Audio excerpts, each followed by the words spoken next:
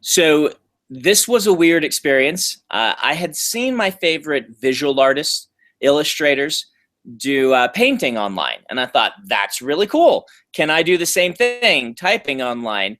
And I just wanted to try it out. And wow, was it? It was different. I had to be way more focused. I had to be thinking about, oh, what would fans see here? Now, I wasn't doing it live. I don't know that I would do that.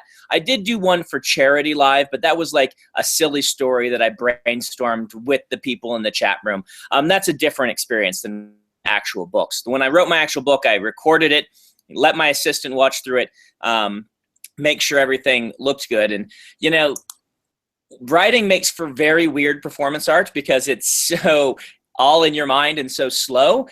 And so we ended up having to put it up like it, 10 times the speed to even be remotely interesting for people. But the Twitch chat where we kind of brainstormed a story for a charity and I was typing as it went, that was a lot of fun, but way even harder to do because there's that anxiety. Writers were used to doing things in our basement. See it. Robert's famous. He'd do 12 drafts before he'd even show it to his wife and things like this. And so to be typing something that goes up right as you're doing it is nerve-wracking, and it was hard. And after the end of it, I said, I don't think I can do this again, just because it was so stressful. Not that what I was writing was any good or that I cared that it was any good. It was still just incredibly stressful. Yeah. And so how do you sort of shuttle between adult writing and writing for kids? Is that a real shift in mindset for you, or? It's a moderate one. The thing is, it's this really tricky balance to walk because teens will know if you're writing down to them. And whereas if you're writing a middle grade story, you do generally want to simplify.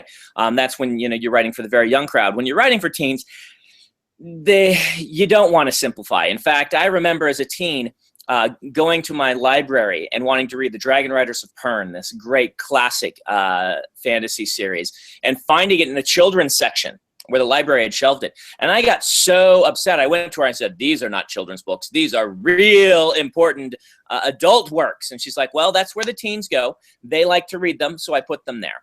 But I was offended. You can't do anything like that. At the same time, what we found is generally teens really like a strong voice for a protagonist.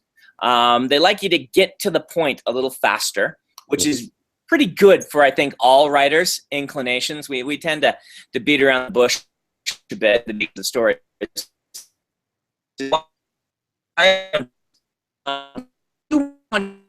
With why you have books out there and things like that. It's not that they, we have this assumption that kids only want explosions, but that's not true. The teens, I remember being that age. I remember reading Thomas Covenant, The Unbeliever, and that's where I fell in love with Melville, was when I was a teen. And so I have a strong voice, and you don't want to write down to them. Those are kind of my cardinal rules.